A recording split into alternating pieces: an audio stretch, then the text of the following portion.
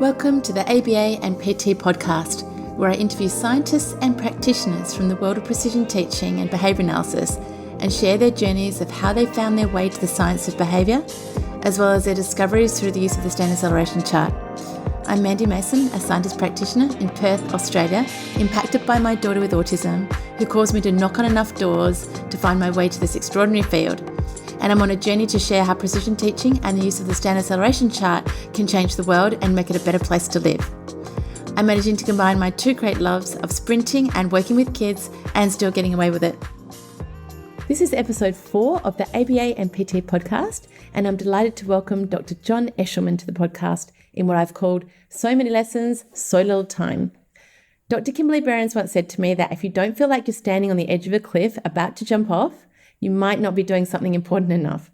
In approaching Dr. Eshelman to record this podcast, I definitely felt like I was standing on the edge of a cliff. But what I discovered is that John has dedicated his life to making our science accessible to all. And in this episode, he speaks of Og's CoLab, or Common Language for Analysing Behaviour. And as you'll hear, he has the ability to express complex scientific phenomena in understandable language and thereby stand in Og's wish for the use of plain English. He speaks on a variety of topics, from the richness of SAFMEDS to his explanation of CoLab, his views on how our rich underpinnings have been watered down in a rush to train behaviour technicians to meet the demand for frontline staff for the autism field, the initiative to limit the BACB certifications to North America and questioning the reason behind doing so. He also identifies a dissertation topic on work commenced by Steve Graff for anyone that's looking to do one. So great. So many lessons, so little time. It's my absolute pleasure to welcome Dr. John Eshelman. Hello, Dr. John Eshelman. Thank you so much for joining me today. It's an incredible pleasure to have you here. This is the 4th episode of the ABA and PT podcast, and I feel so blessed to have you. Strangely enough, you were here in Perth in 2001. Is that right? Yes, that was. I was down there. I was staying with Jordana Herga, back then known as Jordana Malabello, and they had like a ticket on Qantas Airlines, and so it didn't cost me any money to travel from the United States to Australia.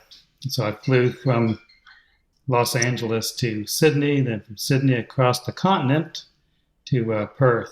Actually, I flew from Atlanta, Georgia to Los Angeles first. So I flew across 2 continents and across 1 ocean. So I figured that's a half an orbit around the Earth. So like John Glenn doesn't have much on me for that. He flew around the Earth 3 times, right? So that's like orbiting half the planet right there. It's a long way. Yeah. That's a lot of drinks. Although Qantas was a very nice airline, at least back then. I don't know what it is now, but it's still a great airline. That was in June, and I was there June and July of 2001.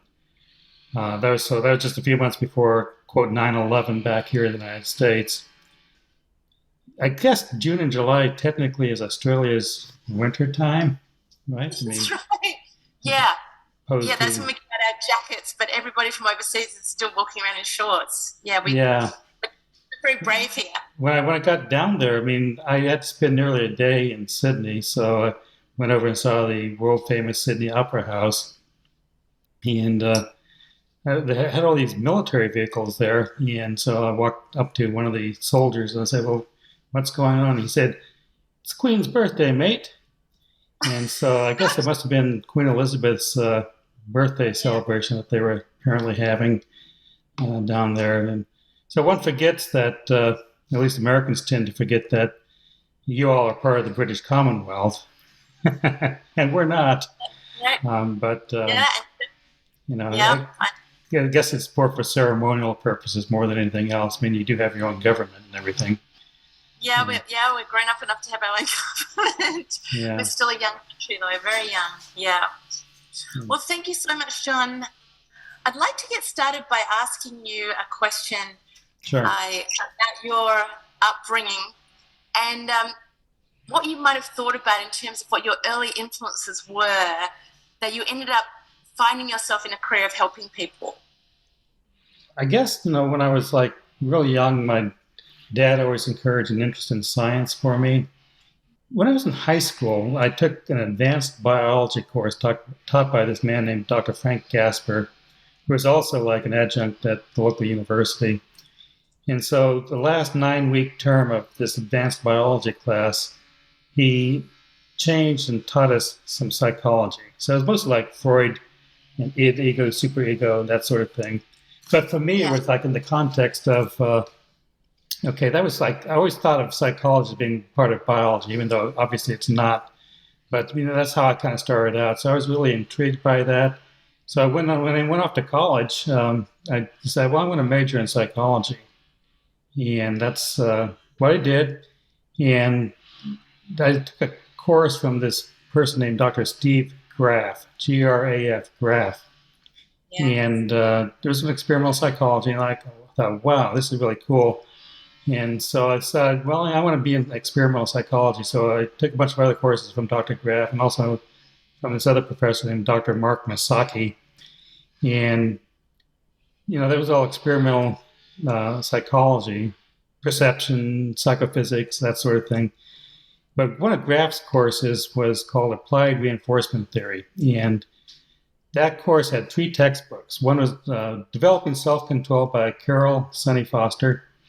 And that was kind of interesting. We had Introduction to Behavior Modification, which is produced by Dick Malot's Behaviorology Company. And the third book was The Handbook of the Standard Behavior Chart by Hank Pennypacker, Carl Koenig, and Ogden Lindsley. And so that was like in 1975. And that's when I first learned about what later became known as the Standard Acceleration Chart. Back then they called it the Standard Behavior Chart. And again, that was one of the misimpressions I had earlier. I thought, well, golly, everybody in behavior analysis must be using this really cool chart. And I found out later on that hardly anybody in applied behavior analysis actually even knows about it, much less uses it. But that was those were kind of like my main cusp events. Later on, I applied to graduate school and went to West Virginia University.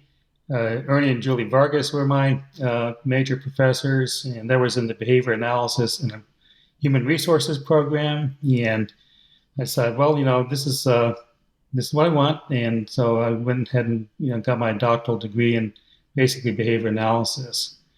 And the rest, here I am. Incredible good fortune. I think so, yeah. For those of us that know that journey, incredible. Who were Steve Graff's influences? Graff? Well, Dr. Graff was influenced primarily by Ogden Lindsley. In precision teaching, we have this thing called chart parents. Are you familiar with that? Yes, I am, but I'd love you to explain that to the audience that don't know what that is. A chart parent is just whoever teaches you how to use a standard acceleration chart. And so it's kind of like a tradition in precision teaching and acceleration charting world of like knowing who your chart lineage is. And so Dr. Graff was Lindsley. Dr. Graff was my chart parent. And at the conferences, whether it's at the PT conference or at the ABAI convention, we usually had like events called chart shares. And everybody would like sign up for the chart share, and we would you'd put down your chart parent's name. So I would sign up because I had a couple charts to share, and I'd write Steve Graff next to mine.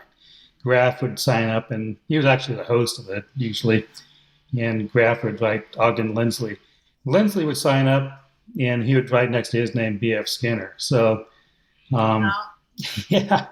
But, I got to know Skinner, at least as, an acquaintance when I was at West Virginia University, because his daughter, Julie Vargas, was one of my professors at West Virginia. His son-in-law, Ernie, was my advisor. So, usually during the winter break, Christmas vacation time of year, the Skinners would fly down from the Boston area to Morgantown, West Virginia, and then usually the Vargases would have us grad students over for a party or an event or something. So Skinner would be there, and you could talk to him, and I could find out, for instance, he was bit of a Boston Red Sox fan, baseball. And so, Really? yeah, when you think about it, I mean, you ask people about B.F. Skinner, they think of this stern scientist with kind of scowly face, white lab coat, you know. Very brief. But, he had other interests, in the arts, music. I'm not sure how much of a baseball fan he was, but that was his team. And one little fun story was when I went down to interview at West Virginia University to go to graduate school, I met with Dr. Vargas, and then we were talking, and he said, well, let's go get some lunch. And at the time, I drove a Chevrolet Camaro with a V50 cubic inch engine and 4-barrel carburetor, like a power car. And so we go out to the parking lot, and Dr. Vargas, Ernie Vargas, says, well, I'll drive you. And so we go up to his car, and it was like, okay, that's a Camaro, just like mine. So I was telling him, I said, well, that's really cool, Dr. Vargas. I got a Camaro also. He said, oh, no, this was Fred's car. And I'm thinking to myself, Fred? And I said, oh, yeah, you know him as B.F. Skinner. And so I'm thinking, whoa. But he donated to the Vargases. So that always impressed me. Like, Skinner drove a Camaro maybe for a while. So, those kind of events, like, for me, offered me a different perspective on, like, Skinner than probably most people have, because, Skinner, I got to see and become acquainted with him, and saw that he had some interest other than just being, behavior analyst 24/7, 365. Yeah. So my main influence in terms of being like a mentor was Dr. Graff, and but also Ernie and Julie Vargas. And then later on in life, I want to give one shout out or honorable mention to Dr. Chuck Merbitz. Back in 2007, Dr. Merbitz hired me as a professor at the Chicago School of Professional Psychology. I really learned a lot from Chuck about, how to teach, treat students, how to prioritize students.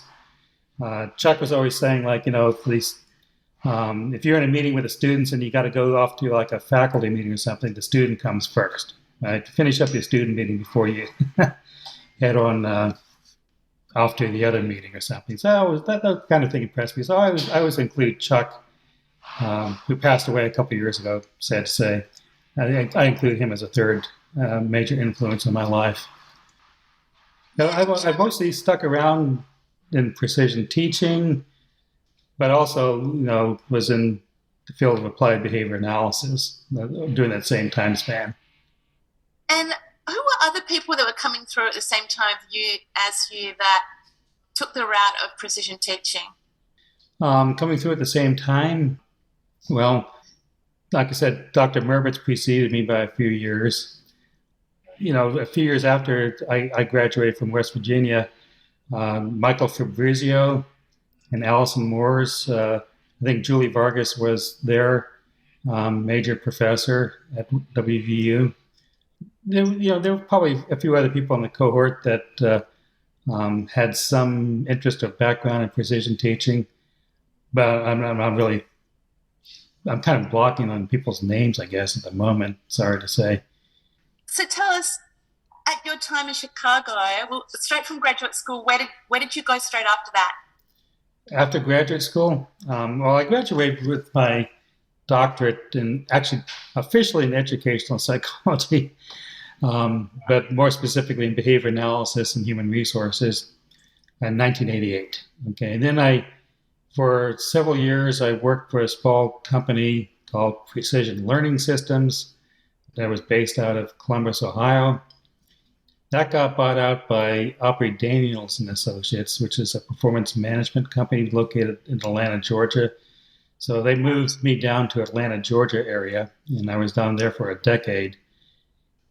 That kind of came to an end when they revamped the company. And so I worked for a small company for a while. Then I got hired on a project that was located in Galesburg, Monmouth area of Illinois. And so I moved back north. That's where I met my wife, Kathy. And within a couple of years, then I got hired by Dr. Merbitz at the Chicago School. So that's kind of my history in a nutshell. That's so interesting. Can you tell us about your time with Aubrey? What sort of work you were doing there? For Aubrey Daniels Associates, we're mostly developing like instructional systems, mostly computer-based instruction. There's actually my doctoral dissertation, by the way, was programming instruction on a Macintosh computer, where I was trying to do like a typing version of SAFMEDS. Okay, so I call them TAFMEDS. Right. And so that would stand for, so SAFMEDS stands for Say All Fast, Minute Every Day Shuffled. So TAFMEDS would be Type All Fast, Minute Every Day Shuffled. And so we took that technology and developed it into that little company called Precision Learning Systems, where we had like some software where you can do electronic versions of SAFMEDS the same way. Sometimes they were typing responses, but other times they move a mouse and point and click for responses. And so that's basically what I was doing when I was working with Aubrey Daniels and Associates, and then later on with the little follow-on company that I worked with afterwards. And what was the application of that computer program? Where did it end up? Well, when I was working with Aubrey Daniels and Associates and Precision Learning Systems, and later on, the one after Aubrey Daniels called Easy Learn, we had corporate clients. Aubrey Daniels and Associates mostly deals with what they call Fortune 500 companies, big corporations.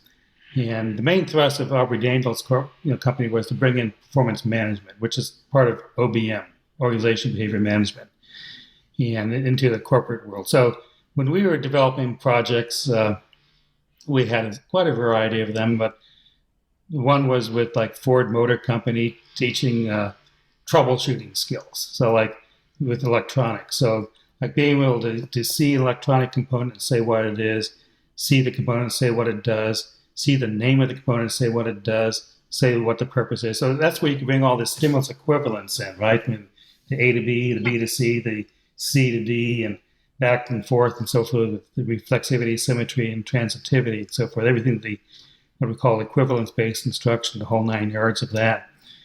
So we had clients like Ford Motor. Another was Delta Faucet. This was actually after I was with Aubrey Daniels, but one called Rust-Oleum. It's a company that makes paint. It's incredible that, if you think about it, a lot of these things have a lot of basic facts that, the companies themselves have to teach their employees. When you go to school, you don't learn about defects in paint, for instance. But if you're applying paint, there's like 30 kinds of defects, that everything from boiling up to producing little indentations or something like that, that you have to be aware of. So like, see the defect, say its name, but also see the defect or see the name of the defect and say what you do, for instance. Those would be like the learning channels. So we had a bunch of corporate clients like that. After I'd left Aubrey Daniels, we had one with a company that makes automatic doors, for instance. Okay, so there's a lot of like arcane, esoteric knowledge that exists out in the corporate world. Before I went to Aubrey Daniels, when I was with Precision Learning Systems, the telephone company, we had a couple different telephone companies as our clients, and so like you can just imagine like with a corporate client like that, like if you're doing like remote troubleshooting, and someone calls you and says, well, my phone's not working. Well, then you have to be fluent at not only asking them questions, but guiding the questions and then trying to figure out, do I need to send a truck out to the site, or do I need kind of be solved just over the phone, so to speak? And so there's a lot of need, in my view, in any industry, including education, of course, for anything that's fluency-based instruction. Okay, so. And was Fluency built into this program that you designed? Was there a chart involved? No, this was way back in the 80s and 90s, the early 2000s. It was all like computer-based. It was like program instruction, but adding a fluency component to it. So they would see a question frame on a screen, and it could be like a fill in the blank, multiple choice, true, false. Or we had one called graphics click, where there'd be an image shown on the screen, and you can move the mouse pointer and click on like a component or something. And the idea again was to like run those like SAFMEDS where you do multiple timings, brief little short instructional timings. The items on the computer would come up in random order, just like you do with SAF, it's supposed to shuffle them, right? Yeah. And so that's kind of what we did with those computer programs back then. But those were either things that they would install on the computer, or some versions later on would operate over the internet. How did you build in like mastery criteria to the sets of cards? To the sets of items, we would kind of either take a guess or just do it empirically. We'd do like a certain process where you would you would benchmark test the software once you got everything kind of mostly developed.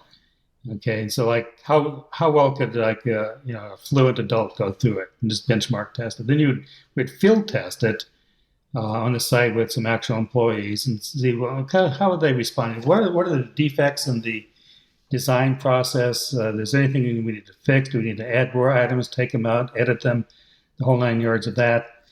And then so we go through some rounds of benchmark testing, field testing, then kind of develop the goals more or less empirically, or in some cases using the best guess as to what something should be. This is true today. For a lot of things, there's just no guidelines out there for fluency goals. I mean, some people have some, but I always question, well, how do they arrive at those?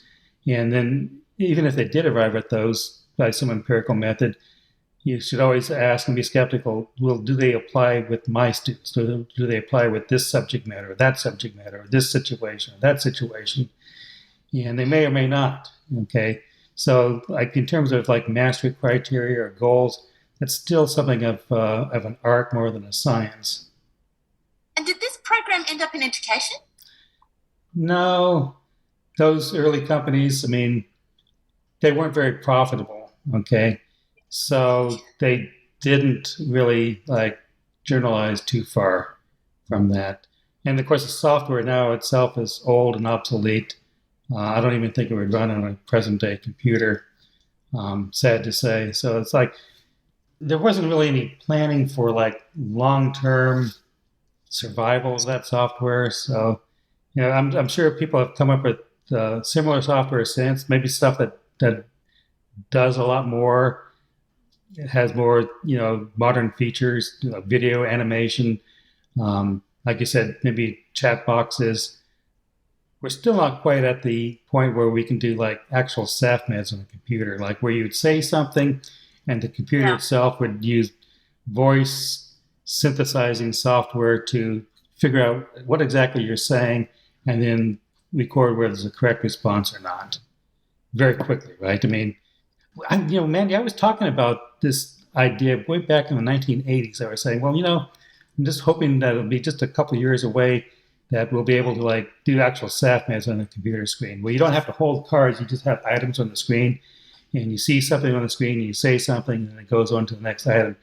And that would be fantastic. We still, in our staff training, we still use, manual flashcards to do that. But actually, I think the manual flashcards are really great for a lot of things because I don't know if you want me to talk about that, but I do because it's something I think of a lot of interest in. Yeah, well, see, the manual stuff is low tech, right? I mean, it's not as low tech as you can get. And I went to a presentation by Rick Cabina back in 2018 at the International Precision Teaching Conference in Seattle.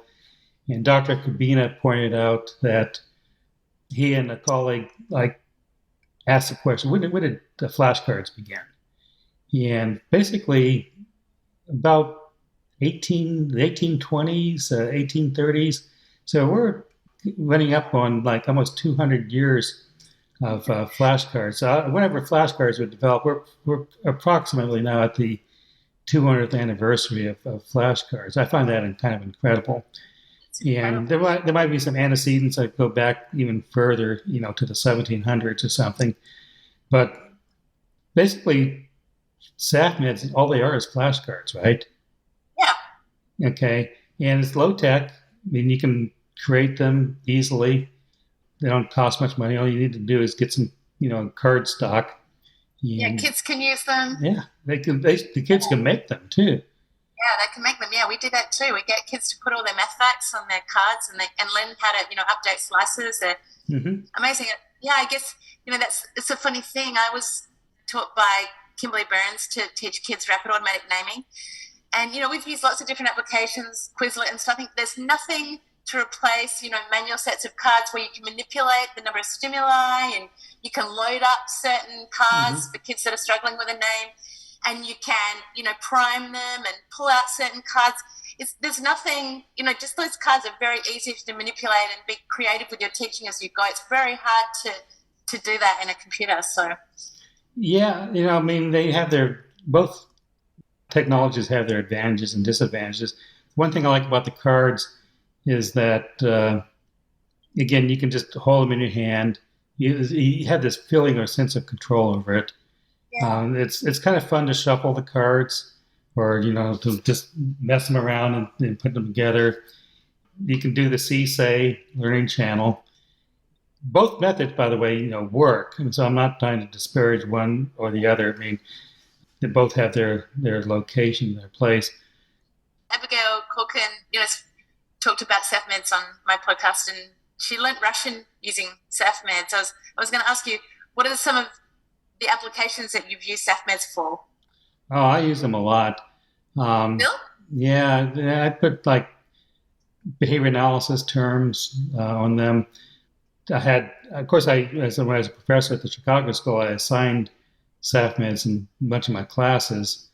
And so we would have like either behavior analysis terms or standard acceleration chart. One of the things about SAFMEDS is that they don't all have to be just verbal stimuli on the front side of the card. On the front side of the card, you can put like pictures, drawings, photographs, and that becomes like what Skinner talks about, like a tact.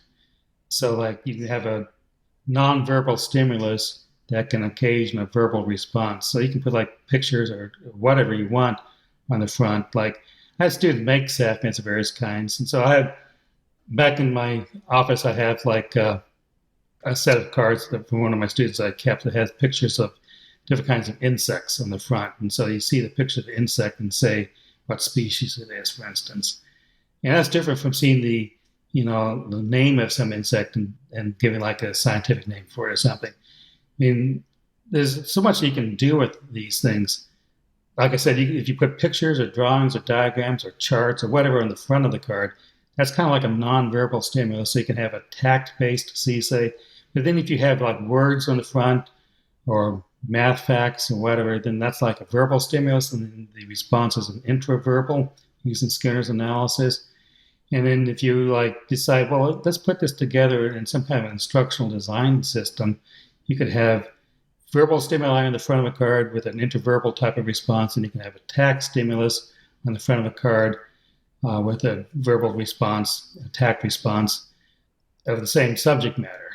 For instance, if you want to teach people how to identify vehicles, like cars, trucks, automobiles, and so forth, you could have the word car in the front of the card and the word automobile in the back, right? That's a Seesaw interverbal. But then you can have a photograph of an automobile in the front and have the learner, learn to see that and say car. And then you can test with having the car in the front and can they say automobile, right? That'd be one of the equivalence relations that you can test. So vice versa, you can have automobile in the front and have them select like a picture of a car, and they see that and say back to car. They could have that's where you can get really sophisticated with the instructional design and bringing in equivalence-based instruction, so that you can then you teach some of the channels, but then you test out other ones that you don't directly teach, and then you get those for free, so to speak, right? We did that a lot when I was working with Aubrey Daniels and later on with Easy Learn Systems after I left Aubrey Daniels and Associates. How do you organize your instructional design that way so that you don't have to teach necessarily every relationship? You can teach some, but then you get people just learning the other one or knowing the other ones already because, you're taking advantage of, the stimulus equivalence phenomenon. Was there ability in your program to look at those derivations? Yeah, I mean, we created like the modules, and so like you can like if the person. Here's one of the things about instructional design that's part of my philosophy, at least, is that why make a person learn something if they already know it?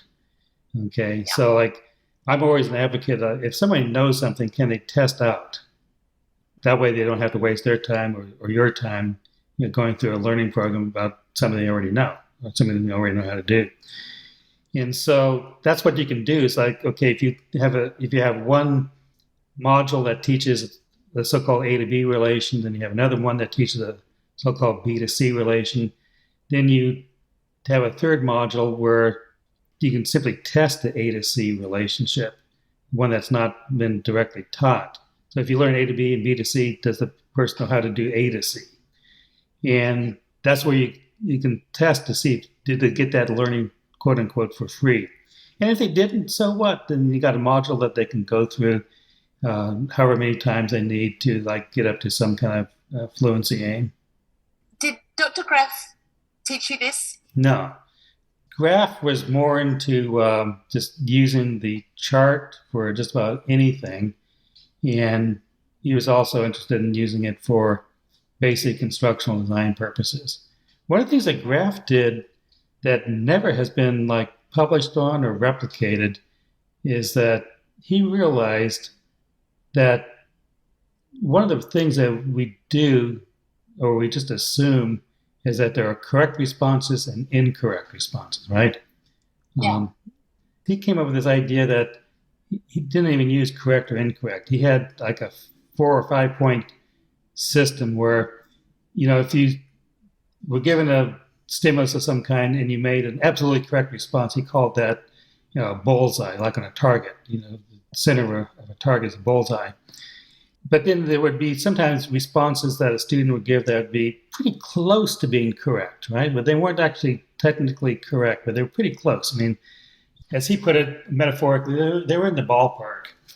And then you had like responses where the student would give where they were clearly incorrect, but at least they were trying, right? Then there was another category where they didn't even try. They would just more or less skip the response or just say skip or move on.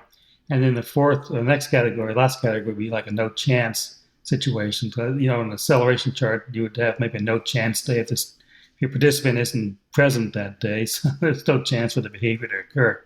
So his system was he had bullseyes, you had close responses, as he called them, then you had tries and skips and no chances. And this has never really been investigated or replicated as far as I know. But if anybody's out there searching for a really great thesis or doctoral dissertation idea, this would be one of them. This would be the one that I would put first. Wow. So if you think about it, Mandy, okay, if you're making a response, if you're given a stimulus, whether it's some kind of verbal stimulus or nonverbal stimulus, and you make what is considered or deemed to be an absolutely correct response, a bullseye, then there's nothing further that needs to be done, right? Other than maybe to improve the fluency of that. What happens when you make a close response? Okay, a close response is part of the response might be correct, part of it might be incorrect. But what do you do? And typically in education, that's counted as an incorrect.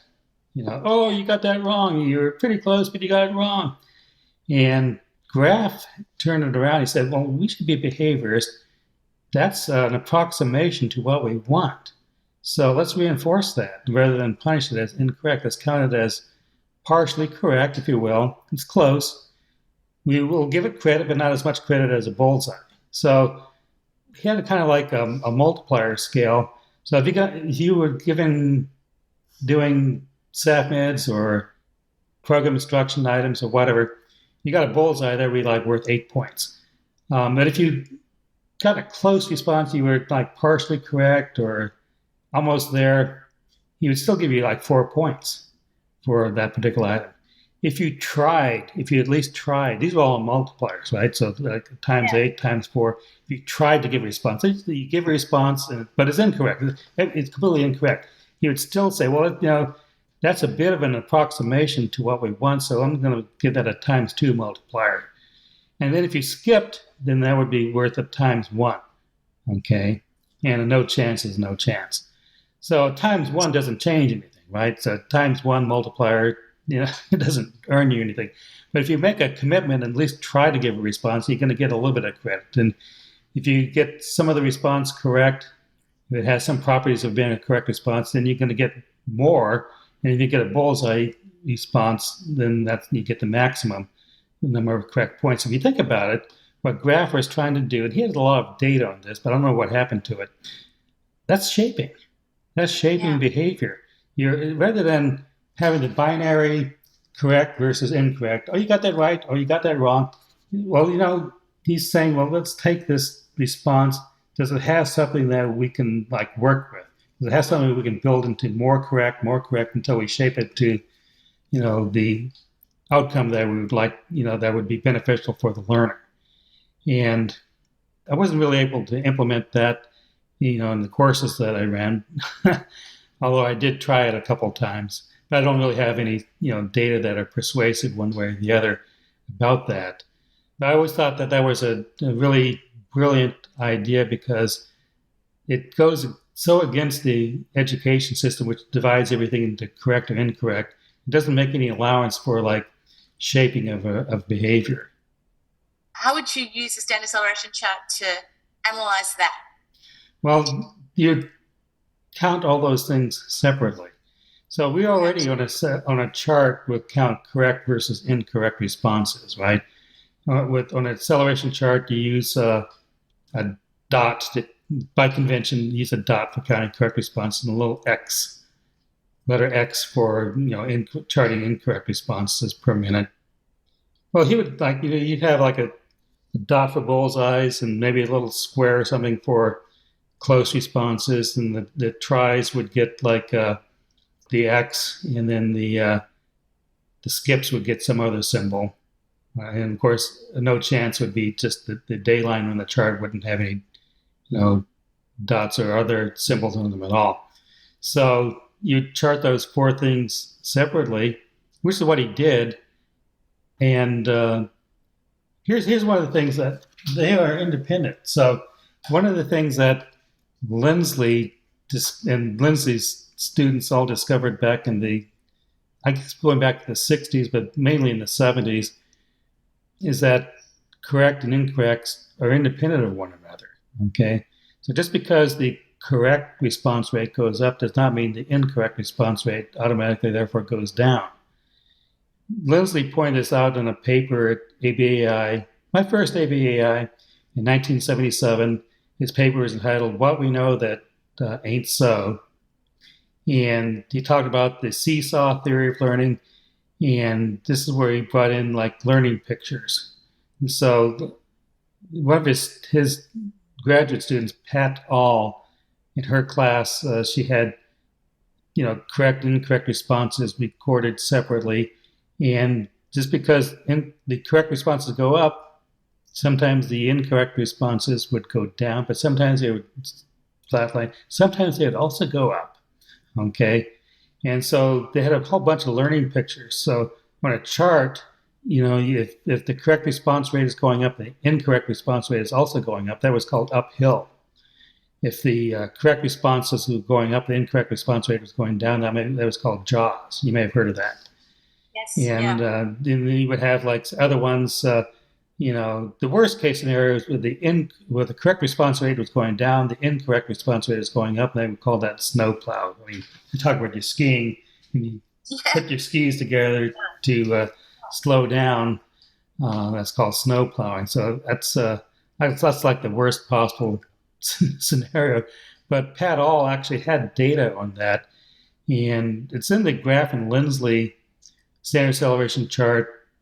I don't remember what the rest of the title, it might be 2002 or something. Lindsley and Graf had a book, it's in a 3-ring binder called Standard Acceleration Chart in 2002. And they show all of Pat All's learning pictures in there. And so that one of the things that inductively that they learned was that these two things are independent. And then Lindsley went on beyond that and said, like, everything's independent. So, like, your positive, negative feelings about something are independent of one another. You might have positive feelings about somebody, but you also might have negative feelings about somebody.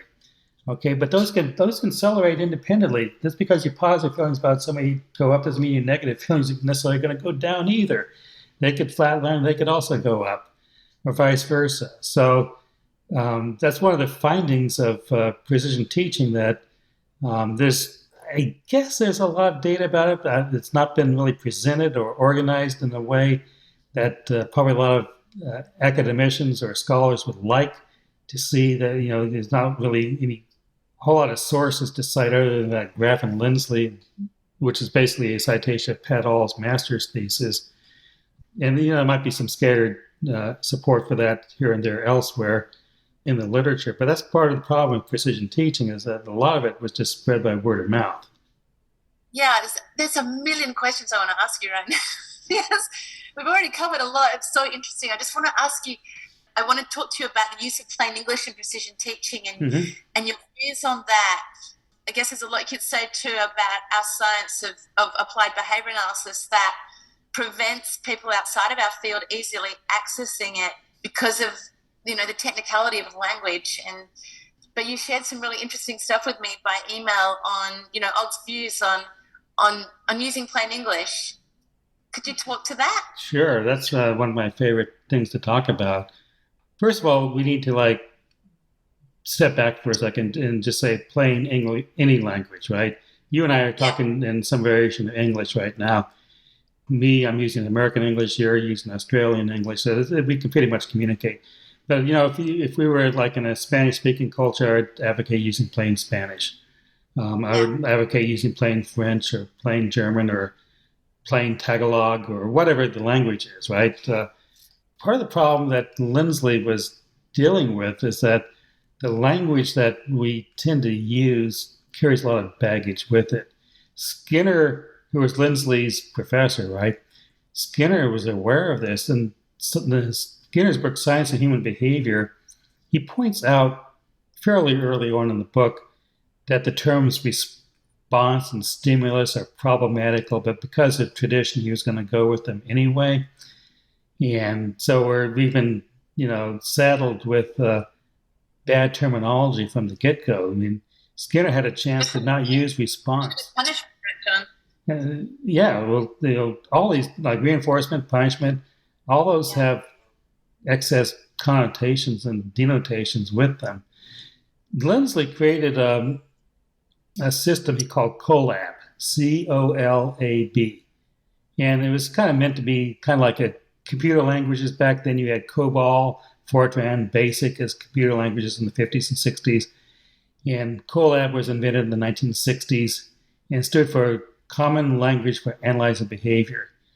So you would have a presented accelerating consequences, for example, a PAC, a PAC, as instead of reinforcer. Presented accelerating consequence. Well, the presented tells you, what are you doing with it? You're presenting it. What does it do? What's its effect? It's accelerating, and it's a consequence. You could have a withdrawn accelerating consequence, right? WAC, which replaces negative reinforcement, right? So negative reinforcement, you're taking away something, so-called aversive, and the response rate goes up. And so, but that's one of the hardest things to teach anybody is negative reinforcement, because Skinner meant with positive, negative, he meant adding and subtracting. And most people think positive is good and negative is bad. And so negative reinforcement must be bad reinforcement or something. But it's really you're withdrawing some stimulus and the behavior accelerates, and the stimulus that you're withdrawing is a consequence. But you can have, presented accelerating stimuli that come before the behavior. You can have withdrawn accelerating stimuli. And then Lindsley also talked about stabilizers and maintainers and things like that we don't actually even talk about in behavior analysis, and fluctuators. So what happens if you present some kind of consequence And the effect isn't really to increase the rate or to decrease the rate, but it causes the behavior to fluctuate more. The rate goes up and down more so than, in variability than it did before. That would be a fluctuator, right? And then, well, what happens if you present some kind of event or take away an event and the behavior that was highly variable stabilizes so it doesn't bounce around very much? You would call that a stabilizer. So there's a lot of collab that nobody in behavior analysis is really either aware of or looking at. We should be talking about stabilizers and fluctuators, right? And maintainers. Once you have a positive reinforcer or a presented accelerating consequence and then increases behavior to a certain level of rate of response, it asymptotes. It doesn't keep going up and up forever. It kind of levels off. And maybe that's what you want. But so at that point, you don't need to call it a reinforcer anymore because it's not increasing behavior, but all it's doing is maintaining it. So it'd be better to call that a maintainer. Okay, so Lindsley's whole idea with collab was to use as much plain English as possible, presented accelerating consequence. And there's nothing technical about that, right? It's presented, it's not taken away. It's accelerating, not decelerating. Because you can have a presented decelerating consequence too, as opposed to calling it a punisher. So the word punish or punishment has all these connotations well, that's harm, that's harmful, that's bad, that's evil, that's hurtful, that's oppressive. Okay, that's all true. But part of that's just, Skinner didn't mean that, right? He meant just that, you present a consequence that decreases the rate of behavior that it follows, okay? Well, that's what Lindsley was trying to do with collab, was say, well, let's get rid of these terminology barriers and try our darndest to come up with language that we don't necessarily even have to teach people. It's understandable from the get-go. He had something called the is-does behavior equation, that separate things out by what they are, by what they do. So is what they are, and does is what they do. And the does is all the technical jargon that's functionally defined. So in the does, you have your motivating operation, your contextual, stimuli, then you have a discriminative stimulus, and then you have a response and a contingency and a consequence, okay? All that should be used only if you have demonstrated functional control. So here you have people using words like stimulus. We don't even know if something is a stimulus yet. We have them using a consequence or a reinforcer. All you know maybe at the moment is that it's an event that comes after behavior. And the is side of the equation, you have instead of a stimulus, you would have an arranged event or an antecedent event. Excuse me, I think it's an antecedent event. Then you'd have that might be followed by what do you call a movement cycle. Movement cycle is like a response, but we don't know that it's responsive yet to anything. Okay, it's just an action. You can describe it topographically if you want. And then you have an arrangement between that and a postcedent event or a subsequent event. And, terminology varies a little bit here and there. Sometimes it's called an arranged event. All we know about an arranged event or postcedent or subsequent event is that that's something that comes after the behavior, after the movement cycle. We don't attribute any function to that until we have determined that there's a function. So this is to keep people from saying well, gee, Dr. Eshleman, I tried the reinforcer and it didn't work. And I always would say, well, every reinforcer in the history of this planet has always worked by definition. Okay, you may have tried a subsequent event or a postcedent that didn't work, and there's nothing wrong with that. Just try a different one, right? But, a reinforcer means that you have something by definition that's working. The only way you can do that is to have some evidence of its function, that it's working. The evidence in that case would be, does it increase the rate of response? If it does, then it's a reinforcer. But what happens if you have a so-called reinforcer and the response rate doesn't go up, or worse, it goes down? So, in fact, Lindsley talked about that in the book, Let's Try Doing Something Else kind of thing, published in 1971, where he talked about that, where you could have you'd think you're using a reinforcer, but it's actually causing the behavior rates to go down or to not go up. Okay, so how do you deal with that? So it's a language problem.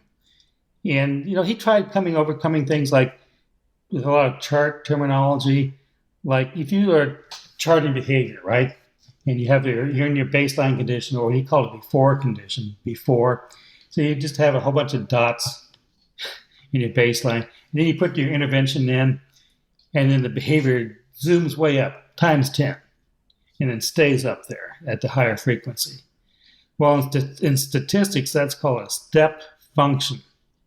And then if the trend line changes, that's called a vector shift. So like if you're a flat line going across the baseline, and you may or may not have a frequency increase or decrease, but if the acceleration changes, then you have what's called a vector shift. Okay, now Lindsley was very sensitive to students learning or trying to learn this. What the heck is a vector shift or a step function? How do you separate those out? So step functions, he said, we'll call that a jump. The behavior is going along, you do some intervention, and the frequency jumps up, or jumps down, right? Or doesn't jump at all. So that could be one effect. Then if the trend line changes, the trend line is going one way in your baseline or whatever, and then it turns and is turning up or turning down, he called that a turn. Okay, so you have a jump up in frequency, or turn up in frequency, or turn down, turn up or turn down in acceleration. And so that kind of terminology, I found myself when I was teaching that students could relate to jumps and turns more easily than they could to step functions and vector shifts, for instance. So there's a lot of things like that. He suggested using more plain English. He kind of abandoned CoLab after a while because it seemed to be too difficult to teach people, but he still kept at it. So like, here's an article in Journal of Applied Behavior Analysis that Lindsley had, a rare article in JABA for him, around 1991-92, on from technical jargon to plain English for application, I think is the title. And he had a table there that lists, the different types of terminology that they tried out over the years. In fact, precision teaching itself as a term is a euphemism. Did you know that? I had to look up the meaning of that word when you sent that to me. Do you want to explain that? Yeah, well, a euphemism is a better sounding word. It has less baggage or less controversy than other terms. Back in the 1960s, there was this emerging field called behavior modification, right? Yeah. BMod for short. And some of it was based on Skinner. Some of it was based on Beowulf and Risley's version of ABA. But a lot of it included things like electroshock therapy, drug interventions, restraints, institutionalization, other psychiatric kinds of interventions for modifying behavior. A lot of which, those of us in behavior analysis really don't want to be associated too much with, right? I don't think electroshock therapy is probably the best way to go, for instance. So like BMod was becoming conflated with all these bad connotations. So the writing was on the wall. And so some people said, well, we don't do behavior modification, we do behavior analysis. Lindsley saw the writing on the wall and said, well, we don't do behavior modification either, we do precision teaching. Now, if you're a behaviorist, what's the definition of teaching? It's changing behavior. Ernie Vargas always said it's arranging the circumstances under which behavior changes over time. That's what teaching is. So we're still there. We're still modifying behavior, right? But we're calling it teaching. And Lindsley's case is saying, well, it's precision teaching because we're measuring the rate of response and also the change in rate of response over time. That's all precision teaching is. It's just a euphemism for BMod, but without all the negative excess connotations and baggage that BMod has to it. Why didn't CoLab succeed? And is there anywhere, I guess in precision teaching, they're still using a lot of plain English terms, but is there any hope for, this plain English or CoLab or anything to filter its way anywhere? Do you think there's any? Lindsley would have to address what happened with CoLab, and he's not around to do that. His students like Abigail and Pat McGreevy and some others might be able to tell you more than what I can. But I remember 20 years ago, we had like a standard acceleration listserv. I think it technically still exists, but it was pretty vibrant and active back 20 years ago. And Lindsley was participating on that too. And I was like really eager advocate of collab.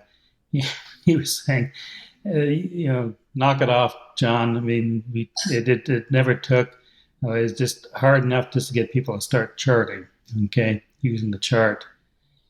But I still advocate for it. I think that, the logic of it makes more sense than a lot of mainstream behavioral terminology does, because it doesn't have all the excess baggage with it.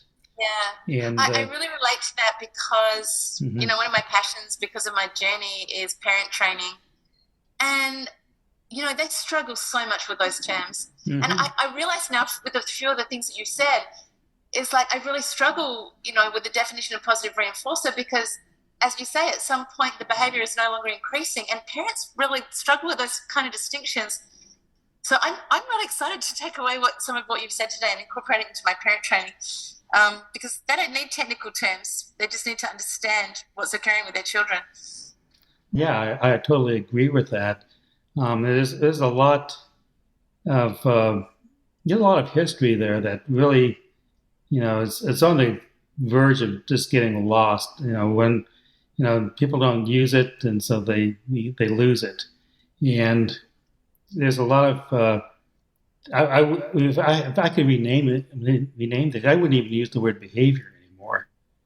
Yeah. Some years ago, when I was setting up some comprehensive exam questions for the PhD students, I had a presentation on being conceptually systematic, and there were other names for the field that have been floated around here. They're way back 100 years ago.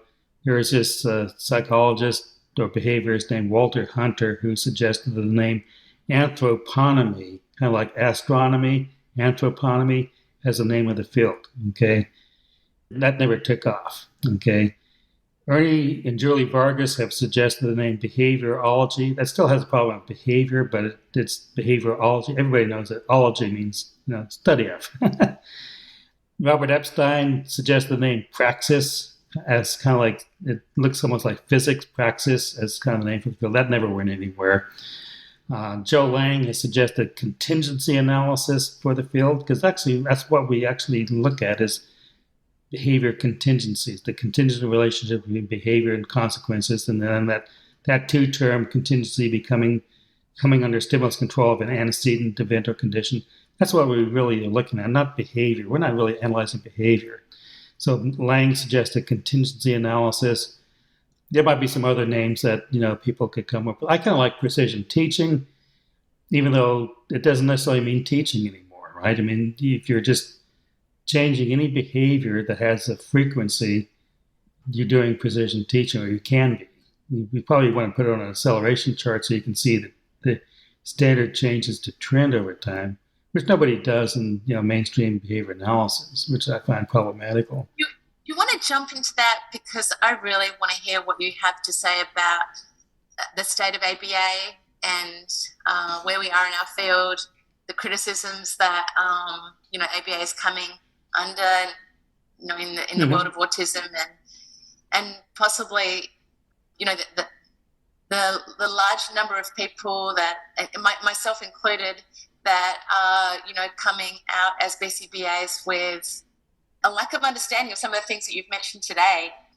First of all, I'm retired now, so I feel like I have a little more freedom of speech than when I was working. So they can't really fire me for speaking my mind now, or they can't really boot me out of ABAI because presently I'm not a member, and I let my BCBA lapse in June because I don't need it anymore. So they can't take that away from me because I don't have it anymore. So with that caveat in mind, one of the things I was thinking about earlier today was last year in January, right before COVID really hit the scene, there was this big announcement by the BCBA that they would be withdrawing their international support. You might recall that. Oh, yeah, I'm impacted by that, yeah. Yeah, and so that, that was a big controversial topic. And the rationale that they gave was that, they couldn't really support a whole bunch of different languages, for all the materials, tests, objectives, the whole 9 yards. It would just be too costly. And so they just limited the BCBA to, Americans in the United States and Canadians in Canada. And I'm thinking, they were saying that when they just want to limit it to English language. I'm thinking, well, hello, over in England, don't they speak English? Australia, we still speak English. Yeah, in New Zealand. But then you realize that English is an official language like of India, for instance. And it's an official language of Nigeria. And you go to a lot of European countries, and if it's not an official language, it's certainly people's second language or third language. And so, okay, maybe if we just include English and Spanish, then you can include Mexico, right? When Mexico, if they're including Canada, they're not including all of North America, they're not including Mexico. But if you included Spanish, then you would have the Philippines and all of South America, well, except for Brazil, Portuguese, but just 2 or 3 languages, cover the entire planet, basically. That rationale never made any sense to me, okay? I still don't understand exactly why, but so they were withdrawing that international support. And I thought that was I was on the side of all the international people that were upset. That's one of the reasons why, I didn't feel particularly enthusiastic about renewing my BCBA. I did another podcast about a month ago, and they were asking me, well, what is applied behavior analysis? And I said, well, my answer was that nobody knows. And the reason for that is that I was looking through the BCBA's website because they have the data there of how many BCBAs there are for all different ranks. So you have BCBADs, the doctorates, that's what I was, BCBAs, BCABAs, and then RFTs. RBTs. RFT is relational. Yeah, we can get onto RFT in a second. RBTs. After a while, all these acronyms become like a word salad. But, RBTs, there were 110,000 RBTs. And then you add them all up across these different certifications. There's 165,000 people now with some kind of certification in behavior analysis. And if you're a military person, that's 16 divisions of troops, right? I mean, that's if you had to field a battlefield, then that's an awful lot of people. Well, any given person, I was thinking, at most, you probably know a few dozen behavior analysts, maybe at most. You certainly don't know 10,000, 16,000, which would be 10% of them. I don't either. But even if let's say fairly well 100 people who have some level of certification. Well, you're not there every day. You don't know what they're doing day in and day out with their clients. You don't know what the incident rate is of ethical lapses, problems, competence. You're assuming that maybe that because a person has a certain certification that they actually are competent at a certain level, and they may or may not be, but you're not there witnessing what they're doing. Nobody is. And so there's probably an awful lot that's going on out there somewhere under the name of behavior analysis without anybody knowing what any particular person is doing with a client at any given time. Unless, there's a observer or something, maybe a camera or something observing it. So we have a huge field. Yeah, we can define it on paper. If you want to define on paper what ABA is, the Cooper book's a great book for that, right? Cooper always likes to go around and say that Eshleman was his chart parent. And a lot of people, he says that. So I taught him, I guess, the chart. But the point is that Cooper book is described on paper really well what the field is. And then there's hundreds and hundreds of journal articles and other textbooks and books and publications and videos and articles and blogs and podcasts and so forth that all describe what ABA is. But in the final analysis, there's the 165,000 just in the United States and Canada alone who are out there doing something, and nobody really is there observing them doing it. And so we don't know exactly what's being done in the name of behavior analysis. And I think my speculation is that that's partially why there's now some pushback appearing against ABA in some parts of the communities that ABA strives to serve. Okay. And some of it may be just negative verbal behavior of some kind, but I don't think all of it is. And I think that there's some, legitimate concerns, complaints that people have. And those are just now, the last 2 or 3 years coming to the forefront. Part of the reason I think is that this is something that Ernie Vargas once warned about back in the 1980s when all this professional stuff was first coming up. He was saying, well, when you grow too fast, you bring in too many people, and people have different agendas, different objectives, different competencies, different levels of understanding, different ethical sensibilities, and how do you control for all that? That's what happened with behavior mod back in the 60s. So we already been through something similar to that. Or the same thing happened with the program instruction and teaching machines movement. There was around 1960 that first got taking off, and by the end of the decade, it reached its peak. And then after about 1970, it peaked, and people stopped using program instruction in mainstream education because too many people jumped on that bandwagon without knowing the basic science. So here we now have 165,000 certificates, and any given person in the field doesn't know more than what a handful of any other people are doing. So there's that. There's the international issue that I was talking about, the different editions of the task list. The earliest task list I got was from Chuck Mervitz, which was the second edition, which is really, in my opinion, the best. Then, in 2007, we had the third edition. It showed up in the Cooper book. And that was pretty good. The third edition still said, use precision teaching, use direct instruction, use standard acceleration charts. I mean, those aren't well-written objectives. What do you mean by use? But at least they were still in there. Then by the fourth edition, most of that was gone. Okay, the precision teaching things were dropping out. The used acceleration charts had dropped out. Direct instruction was dropping out of the task list. So it was becoming more reduced in terms of what the definition of behavior analysis is. And then from that to the fifth edition, it was even more streamlined. And I was actually there. We were having a department meeting at the Chicago School a few years ago when the fifth edition was first being sent around in kind of a draft form. And we noticed all the acquisition objectives had more or less vanished. Like, okay, so it's just now behavior reduction. That's all we're doing is reducing behavior. I think there was some pushback. I mean, I can't say for sure because some of those acquisition objectives got put back in for the final version of the fifth edition. But there's, all that sort of stuff going on. And I'm not saying that is functionally related to some of these other issues or problems, because that would be beyond my ability to support with any evidence. But it's my hunch. Okay, I'm guessing, it's a speculation that probably has had some role in behavior analysis being not always well received, to put it mildly.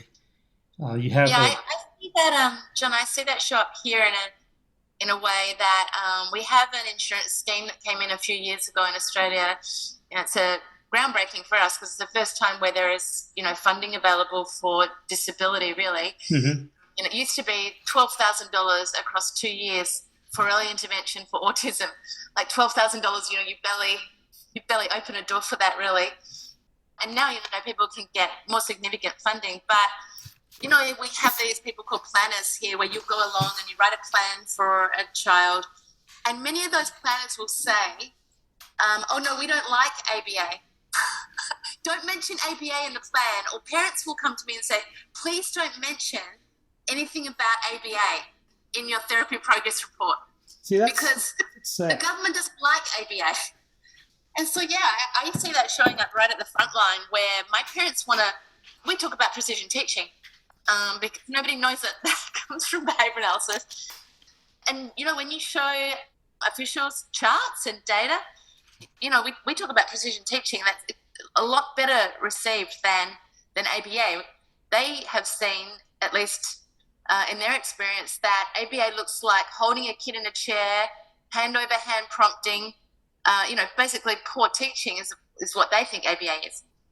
Well, see, that's sad to me, because you brought up another good point about a lot of this is responsive to the financial contingencies.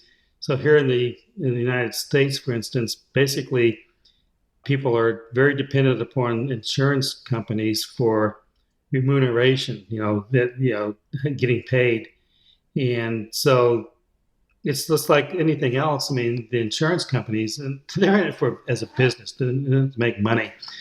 And it's not exactly clear to me how, concerned they are about the human condition or the societal condition versus, how do we maximize profits? And I'm not sure that those are always compatible objectives. So, that's another thing here about behavior analysis, is that there are probably people that want to go beyond certain things, but, you run into all sorts of issues, like some of which I can understand not wanting to go beyond. Like if someone wants to do chelation therapy, well, that may or may not work. I don't see the hard evidence of that, but that's beyond the scope of, ABA. And I wouldn't necessarily advocate doing that. But, if you want to use acceleration chart, and people say, well, but that's not on the task list, or that was taken off the task list.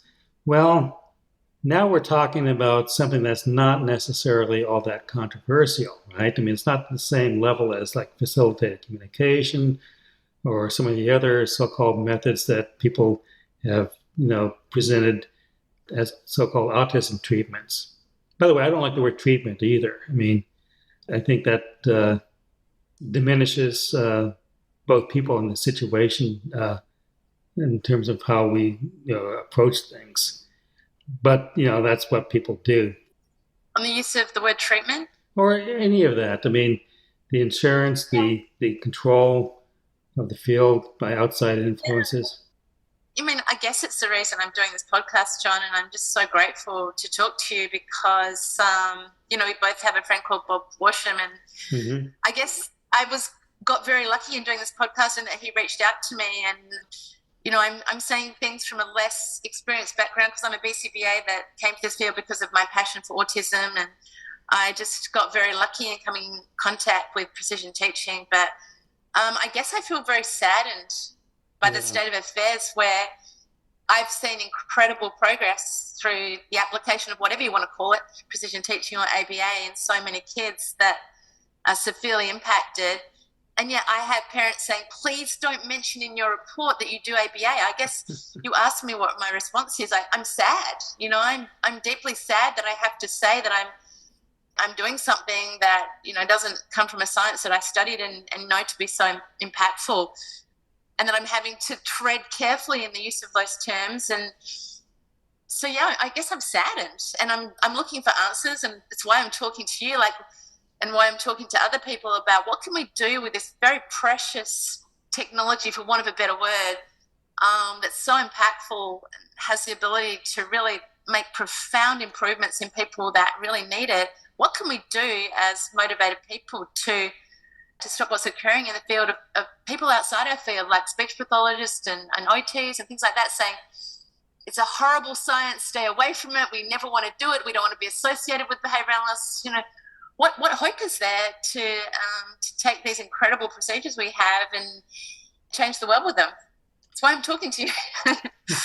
I appreciate that, and I wish I had a bunch of answers, and unfortunately I don't. But what I could probably suggest is that, to the extent that precision teaching can maintain some independence, it always was somewhat independent of ABA, and because they both come from different lineages and they only partially overlap. Precision teaching is about a lot of positive things, right? I mean, we're teaching. Okay, so we call our clients learners, and we don't even call them necessarily clients, and I guess some people do, but I don't. And it's a kid. It's a child. It's a human being. It's at most I would say that they're a learner or something. If you want to pin a label on somebody, but we get caught up with these labels, right? And there's a whole field of psychology and psychiatry that is obsessed with diagnosing people. So DSM keeps expanding every edition. So like pretty soon every single behavior everybody on the planet does is going to be that. Diagnosed with something. Yeah. And so I'd like to bypass that, okay? And that's where the plain English comes back into play. We don't have to talk about reinforcers. You can talk about presented accelerating consequences. We can try bringing back collab. Okay, if someone says that, what's the deal? That's all it does. It's a consequence that it, accelerates behavior up to some level. And then, it becomes a maintainer or something. That might be one way out. Okay, the way out. You're looking for an exit. I guess in Australia, instead of exit signs, you have way out signs, right? Okay. Yeah. And so that's one way out of this conundrum. Another one is like Dr. Merpitz already said, put it on a chart. Okay, so count it. Pinpoint the behavior, which is hard to do, by the way. Pinpoint behavior, record it, count it, and then if you try to change it, then you can try again if your changing procedure doesn't work. So if you say change it and try again, that's different from saying, well, we need to manipulate the independent variable, which is what you're doing when you try again, but we can not have to necessarily use some of that jargon that doesn't resonate well with the general population, but yet still be precise and still refer to the same behavioral processes and procedures. That's possibly one way out of this situation. I can't say for sure. Can I ask you another question then? And this might be a little bit controversial. So I think I align with what you say there. I have found precision teaching to be, I guess I'm in love with precision teaching, if that's a thing. What can you say about the precision teaching community and the state of PT and where it's at and the hope for precision teaching? Well, I in general remain optimistic. I just recently ran for being on the board of directors of the Acceleration Society, and I lost. I came in third place, and the first two people got in, and there were 4 candidates, so I came in third.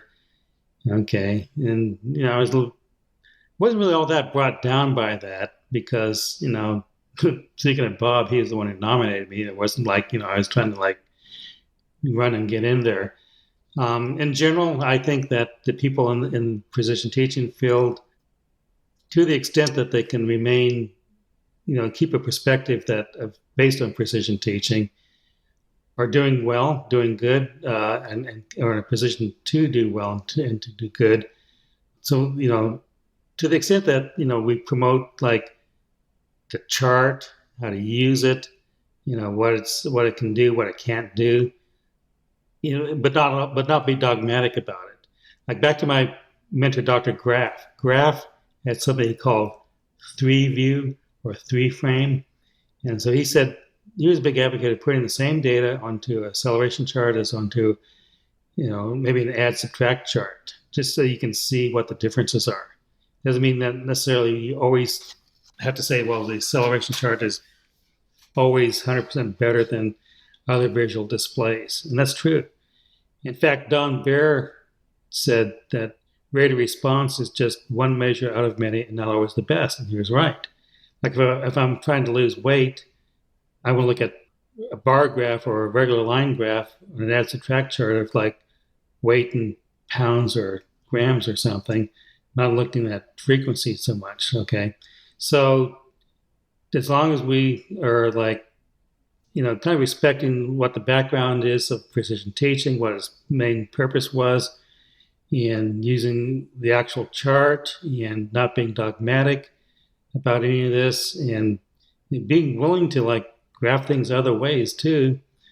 And that's the least dogmatic you can be, I think. There might be a fighting chance for this to like have some impact, have it work or something. I'm not into the idea any longer of how can I best sell the chart or sell PT to people. That's like in the area of rhetoric. I'm more interested in finding out, what do we know about human behavior? What do we know about human learning?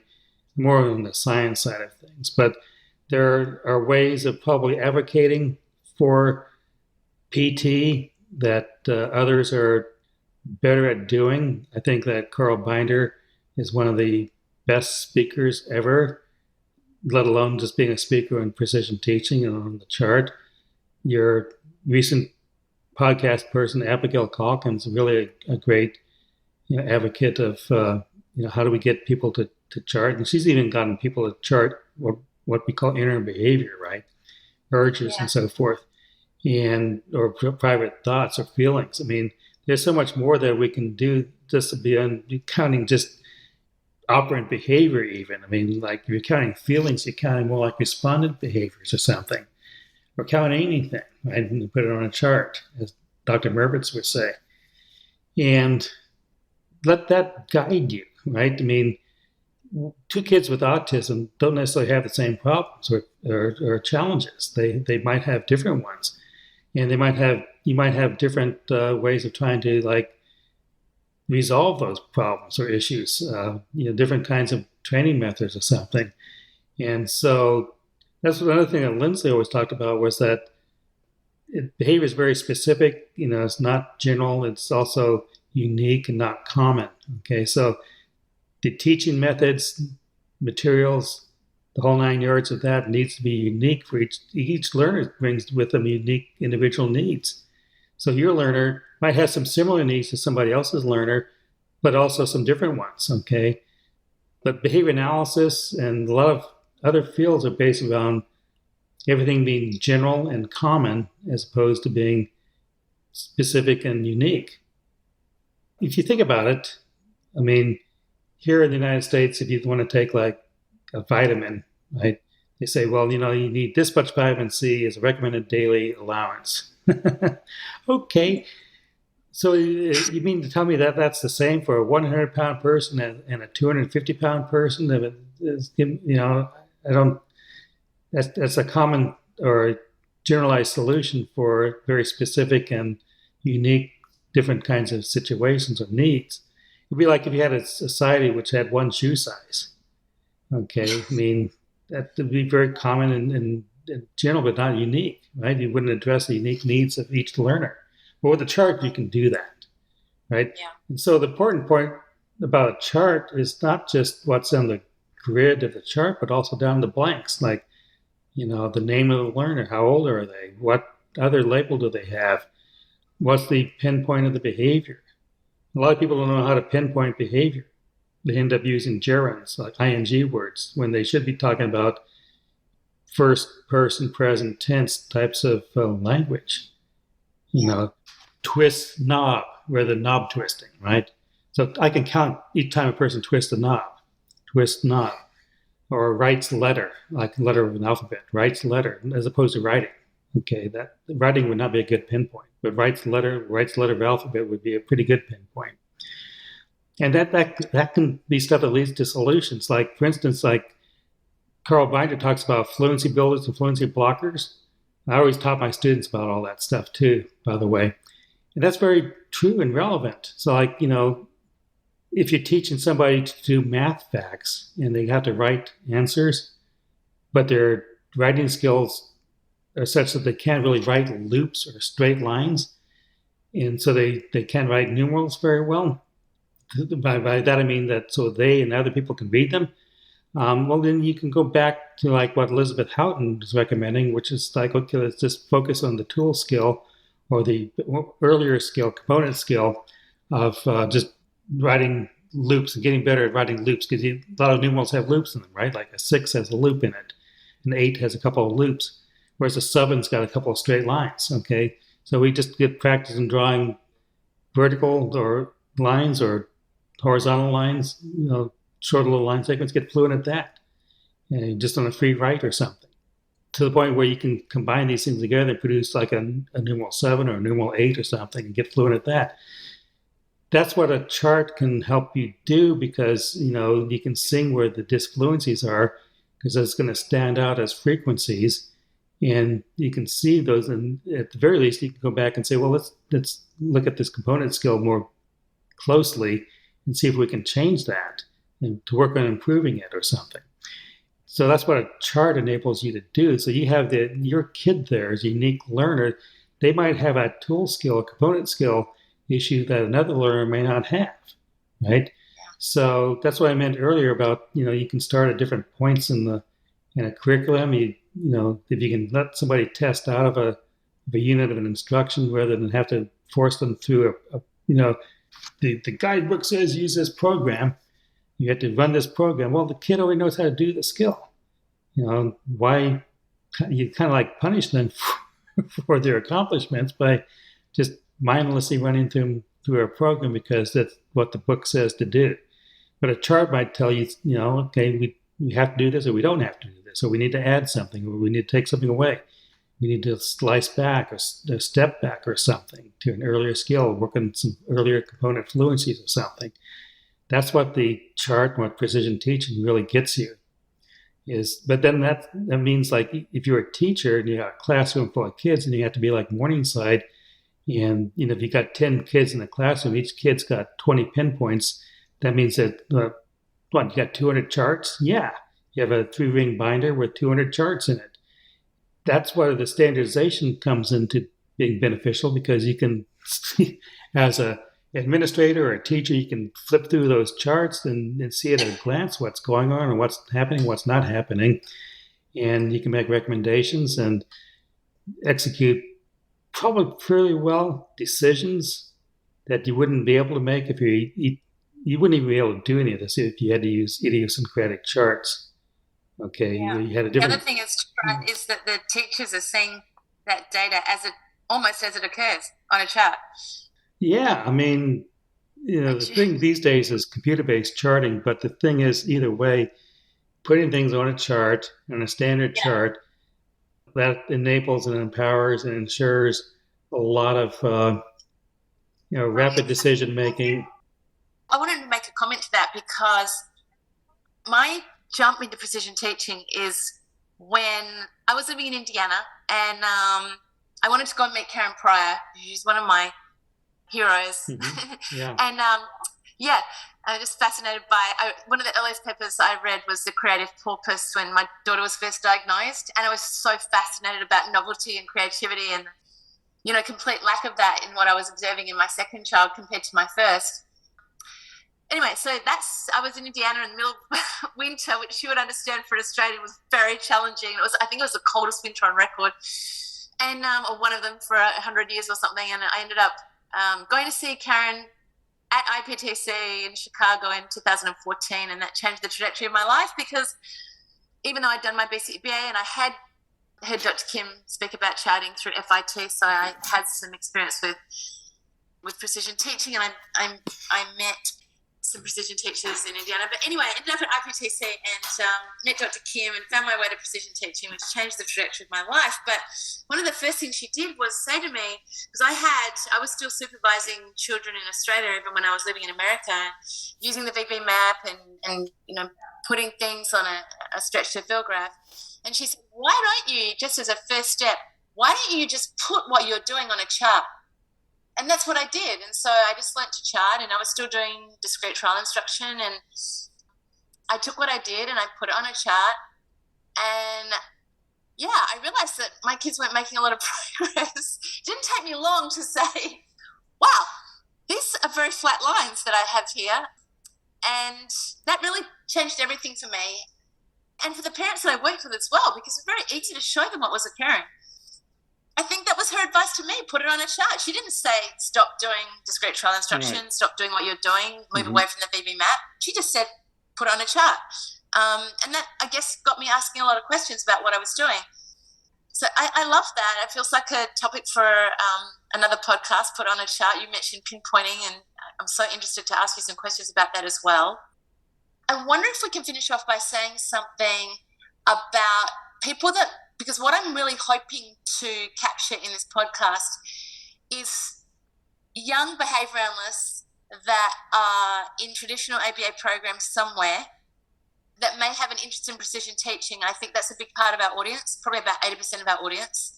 Young people that have heard about precision teaching or interested in precision teaching and trying to learn more. I wonder if there's anything you can say to them about what they could do at this point in time in their lives to learn more about precision teaching and charting. Well, there's actually quite a bit. I mean, there's a Precision Teaching Standard Acceleration Society Facebook page that they can certainly join. It's fairly active. People are always asking questions or making comments and so forth. Carl Binder, whom I mentioned earlier, has a Fluency page on Facebook. Standard Acceleration Society has its own acceleration.org website. Okay. Yeah. Carl Binder has a website, not exactly sure what it is offhand, fluency.com or something. Yeah, fluency.org. Fluency.org. And that has like all of Lindsley's published papers, including some presented papers on it. That it also includes a lot of other publications in precision teaching and presentations, I think some videos and so forth. There are a lot of YouTube videos of precision teaching in action. I know that Richard McManus has some YouTube videos that are pretty good as far as going through what precision teaching is. But there's also ones that show how to do a 1 minute timing with SAFMEDS or something. A bunch of those. Jack Allman, who is Steve Graff's brother-in-law, late Steve Graff's brother-in-law, put up on YouTube all of about 30 different videos of Lindsley's final workshop at ABAI. Wow. So there's a whole, if people want to learn precision teaching from Lindsley himself, you can do that. Allman also has stevegraff.org, which has all of Dr. Graff's publications and a lot of his presentations and a bunch of charts that he did, as well as a handful of videos, which would be a useful resource. There's a number of books. Dr. Cabina has written, he wrote the precision teaching book. He wrote a follow-up to that, which I have, but I don't recall the title offhand. It's back in my office. Show notes because it's a recent publication. Yeah, and then he's actually got a couple of recent publications. There's a book by Malcolm Neely put together on precision teaching. That's fairly recent. There's, of course, the Handbook of the Standard Acceleration Chart, which you can go to like the Cambridge Center website, and it's in the bookstore there. That's actually, if you want to learn how to, what the chart is all about. Pennypacker, Gutierrez, and Lindsley are the authors of the current edition. So that would be highly recommended. The Cooper book actually mentions and covers some things about the acceleration charts. If you're going to ABA and you're using the Cooper book anyway, that would be like it has a good little section on the chart just in that source. And Cooper made sure that I would go into all the different editions of the book. There are some other books and sources that are floating around. There's a still acceleration listserv by email, but it's not very active, maybe only a handful of messages per year now. So there's actually quite a few resources out there in various ways. There are still some university programs and courses that, at least in the United States, that people can enroll in and get some kind of like charting background covered.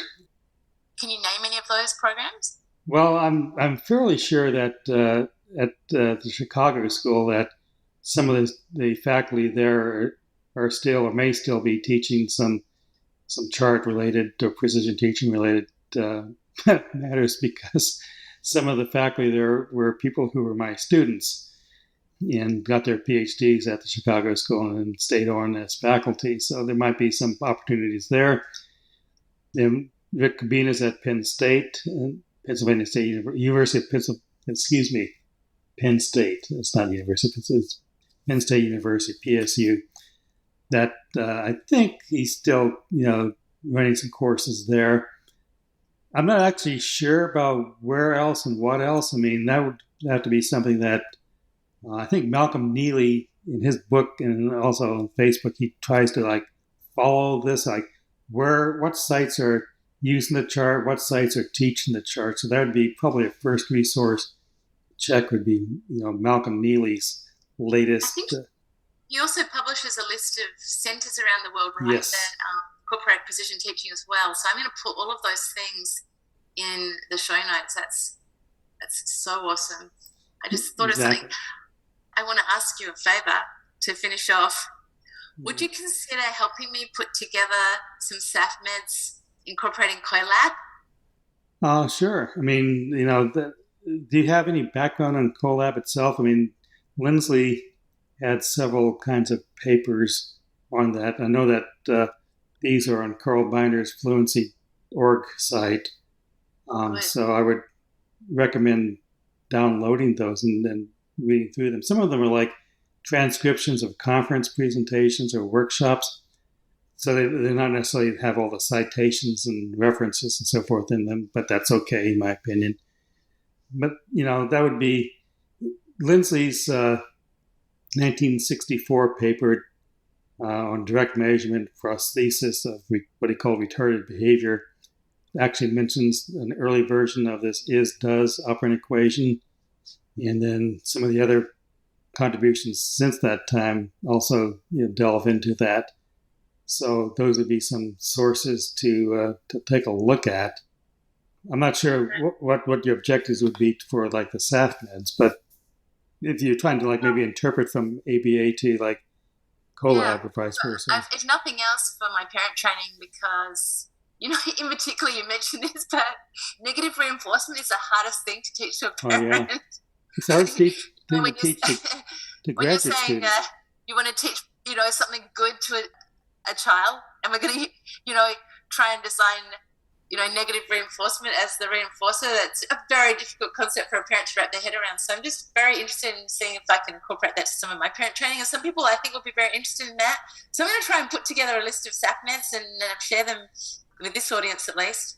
I've been really excited to hear what you had to say about that and so many other things.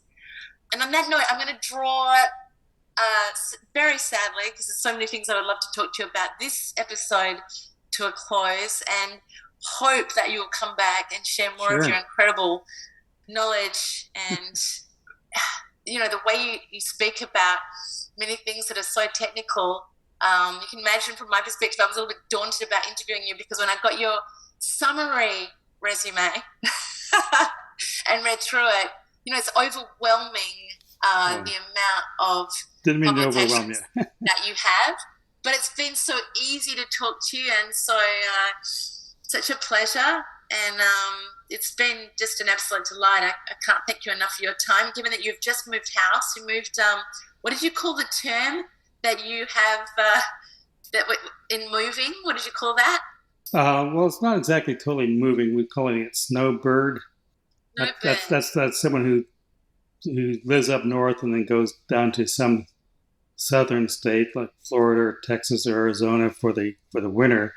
The winters in these latitudes are less harsh than they are right back up in the north of the American continent. And the U.S. Chicago 2014. It's burned in my memory.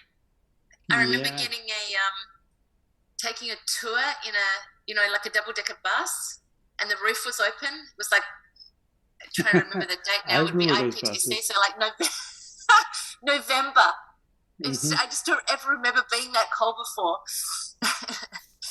Well, that's you're way down in the southern hemisphere, so you would think that Perth, being really far south, would be cold in the wintertime, but when I was there, it was never really all that cold. I mean, the first thing I saw when I got off the airplane was like, okay, there's palm trees outside here, and that's not associated with like bitterly cold weather. I think all your snow and skiing slopes are in like eastern Australia, right? We have some mountains. East. Yeah, we're on the edge of the desert. Yeah. Right on the ocean. And so so today I guess it's going to be a maximum of 22, but I'll be wearing a ski jacket or 22. I don't even know how that translates. Let's just say 70. And yeah, I'll be putting on my puffer jacket today. Well, but that's the way it goes. I mean, I enjoyed my stay down there way back in, it was 20 years ago, a little over 20 years ago now. And I mean, my objective when I was there, when I wasn't doing work for Jordana, was to explore Perth and Fremantle and or Frio, as some people call it, right? And I tried just about every kind of Australian beer that was sold in the grocery stores. Because up here, everybody thinks of Australian beers as being like Foster's. And okay, down there, where you are, obviously there's a lot more varieties of local beers and, that made in Australia than you can get here in the United States. Yeah, well, a lot more since you're here. Maybe we need to get you back down. Yeah, although right now you have an interesting situation with COVID and the government taking place. Yeah. We're not welcoming anyone right now. No, they're not. But it may not be too far away. Yeah. Maybe we're looking at opening our borders in March. So yeah, that'll be an exciting time. But yeah, that'd be fun. I mean, I'd like to go see some of the interior of Australia. I know that it's mostly what you call desert, but see, when I was a child in the United States, I spent some of my early years in Tucson, Arizona, which is in the desert southwest of the United States. So that's kind of like where I, from second grade through sixth grade in school, that's where I lived. And so that was like desert, right? So a little bit familiar with that. Yeah, we call it, I drove across Australia once. We call it the Nullarbor, which is an Aboriginal name for no trees. But it's not actually accurate because there are a lot of different foliage in the desert. So yeah, I haven't seen much of our country. It's an enormous country and a lot of it has no people. But yeah, the centre of Australia is an incredible place to go. Wasn't it they renamed Ayers Rock, didn't they? No, it's still Ayers Rock. It's It has an Aboriginal name now. Does it? Yeah. Wow, there you go. Yeah. You know so many things, such incredible knowledge. I know that you can't climb it anymore. You used to be able to climb it. It's a sacred site now. But well, John, on that note, we covered a lot of different things. I want to thank you so much for your time. And likewise. The beautiful, calm way that you are sharing things that are, I know, very heartfelt to you, and I share that as well. But I remain hopeful. After every episode that I've done, I remain hopeful that we can put it on a chart. I think I'll leave it on that. You put it on a chart and it'll tell you something. It'll tell you what to do, tell you something to change. And thank you for sharing all of that wisdom. I look forward to welcoming you back. I feel like if I say that in a public forum, then you have to come. And thank you so much for your time today.